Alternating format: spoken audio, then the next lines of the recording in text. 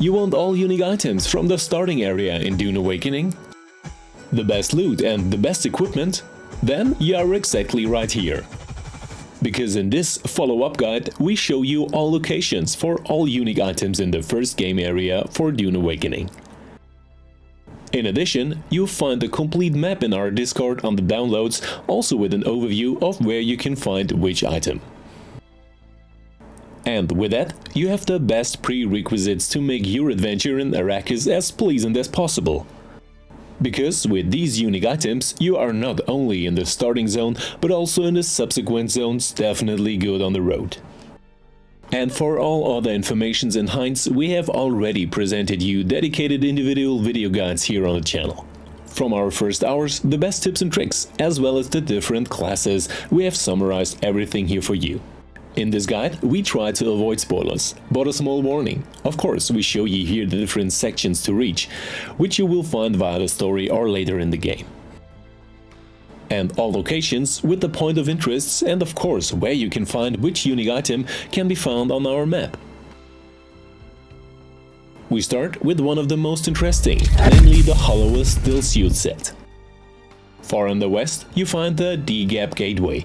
Here we can loot a 4-part set of the hollower Stillsuit. It is random which of the 4 parts you pull out of the box. Just come back after about 60 to 90 minutes, then the loot has regenerated and you have the chance for another item from the series.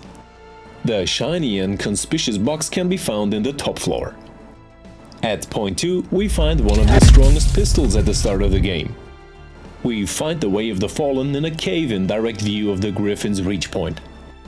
The inconspicuous entrance is around the corner on the rock, where we can see stairs at this wreck. There, we find our way through the cave to the end.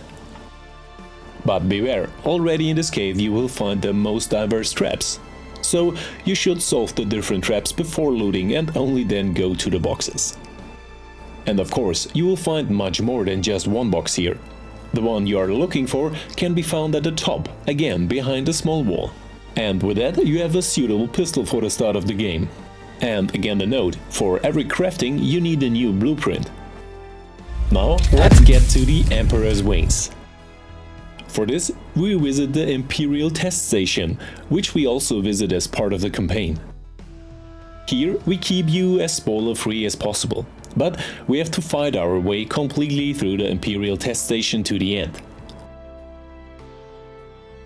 There we find again the unique box with your unique blueprint. And the Emperor's Wings also differ significantly from normal items, which offer the same functionality. So we hover much longer.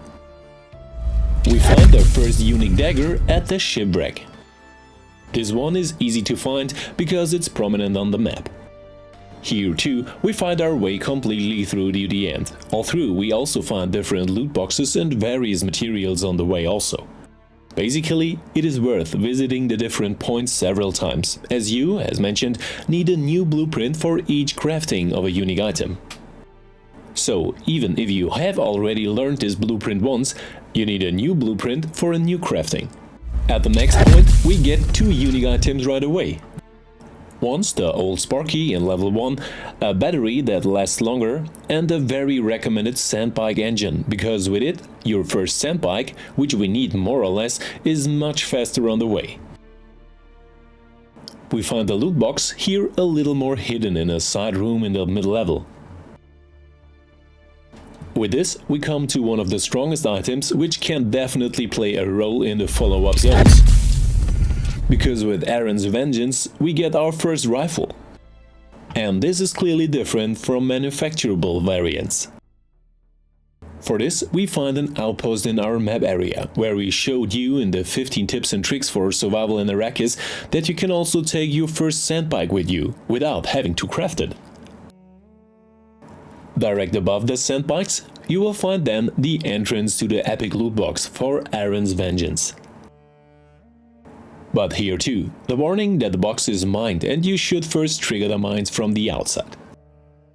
But don't worry, even if you trigger the mine, you will receive some damage, but you will not be forced directly to a respawn. And this outpost is especially worth it, because you will not only find Aaron's Vengeance, but also the free sandbikes. There is also another unique building plan. You can either buy it directly at Griffin's Reach or loot the building plan in a cave. This gives you a Fremen water container, which is a bit stronger than the standard variant. But it does not have a direct effect on your skills or combat strength. With this, you have collected all unique items in the Hagga Basin. But what do you think of the crafting system and the unique items? Have you already found unique items? Let us know. Directly here on the video comments in our Discord or the daily Twitch live streams. And if you are looking for teammates or a guild for Dune Awakening, feel free to stop by. And of course, beginners are also very welcome. So, thanks for watching, see you soon and well, we see us at Arrakis.